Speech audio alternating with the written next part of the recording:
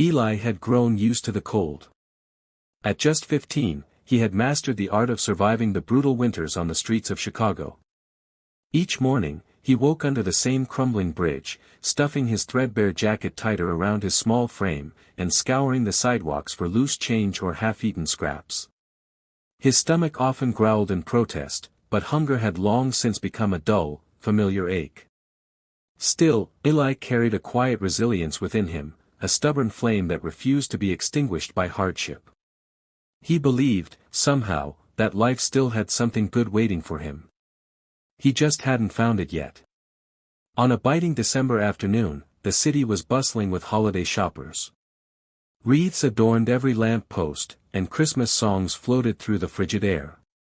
Eli sat on a bench, clutching a battered coffee cup, hoping for a few kind souls to drop in some change. But most people passed by with their heads down, their eyes averted, pretending not to see him.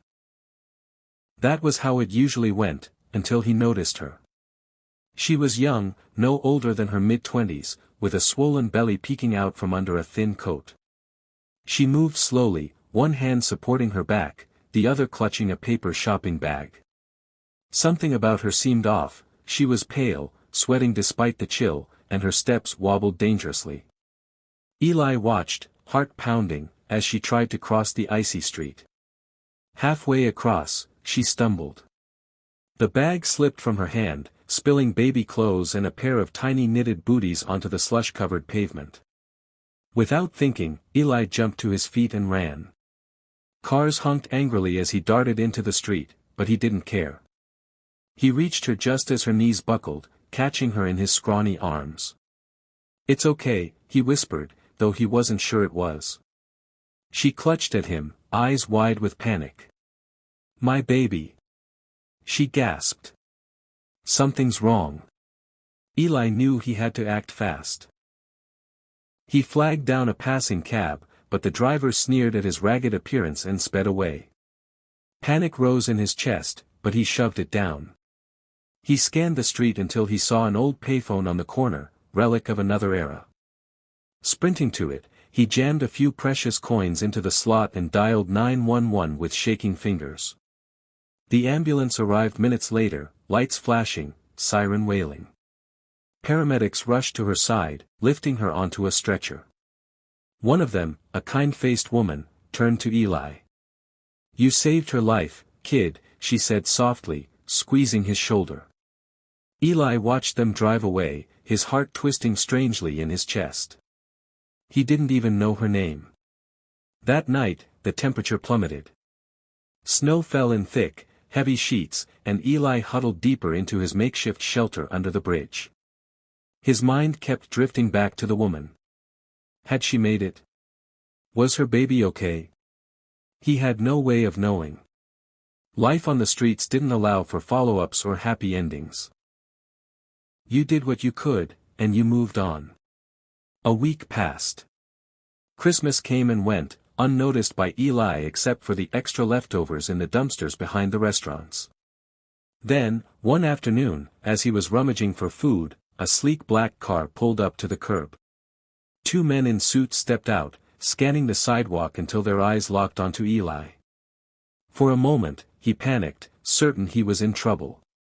But then one of the men smiled and approached him.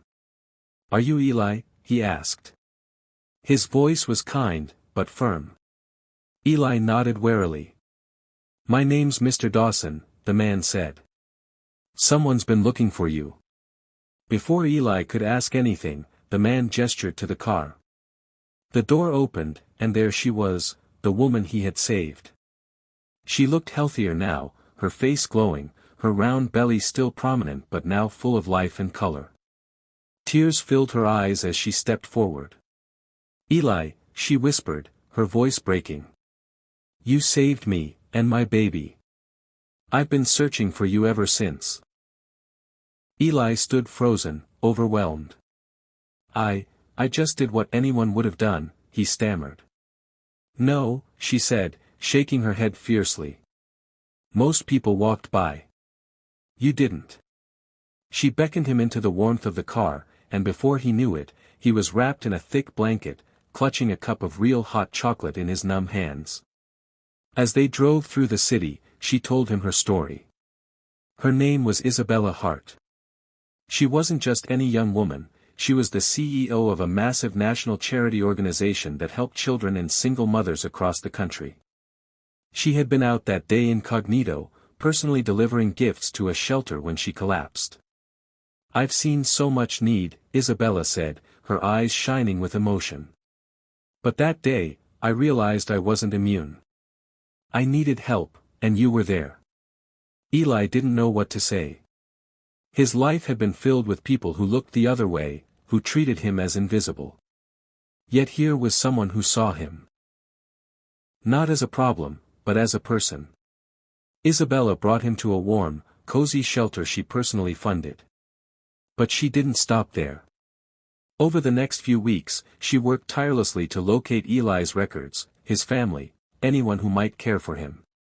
She discovered that his mother had died years ago and that he had slipped through the cracks of the overwhelmed foster care system. He had no one. No one, until now. On a snowy morning in January, just days after Isabella safely gave birth to a healthy baby girl, she invited Eli to the hospital. Nervously, he shuffled into the room, feeling painfully out of place among the sterile walls and humming machines. But when Isabella placed the tiny, pink-faced infant in his arms, something inside him cracked wide open.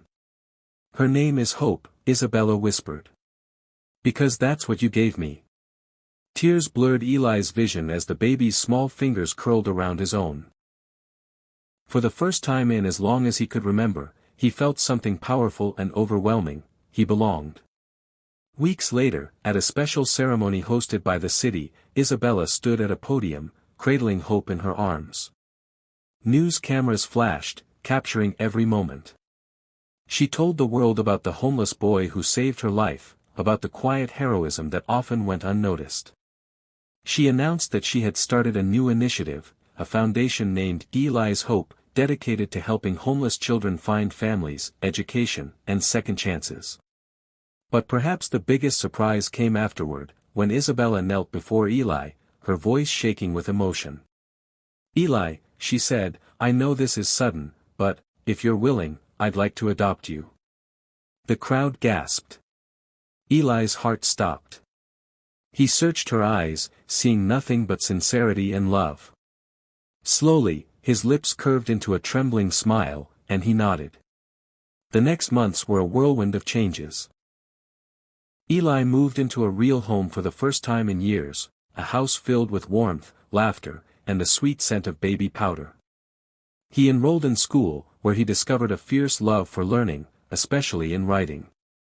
His teacher said he had a gift, a way of telling stories that made people feel.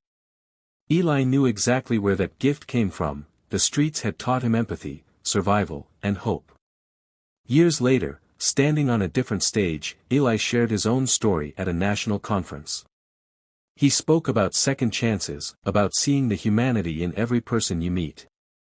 And as he looked out over the sea of faces, he caught sight of Isabella and Hope, his family, smiling at him from the front row. "I once thought I was invisible," he said, voice strong with emotion. "But someone saw me. Someone believed in me. And because of that, I learned to believe in myself." You never know whose life you might save, or how they might end up saving yours. The crowd rose to their feet, applauding wildly. But for Eli, the real victory was in the quiet, certain knowledge that he had finally found his place in the world. That he was loved, needed, and capable of giving back the kindness that had once changed his life. Underneath all the success, all the transformation, one simple truth remained: sometimes, the smallest act of kindness, an outstretched hand on a frozen street, can ripple outward in ways too powerful to imagine. And sometimes, a boy with nothing to his name can end up with a family, a future, and a legacy of hope that would inspire the world.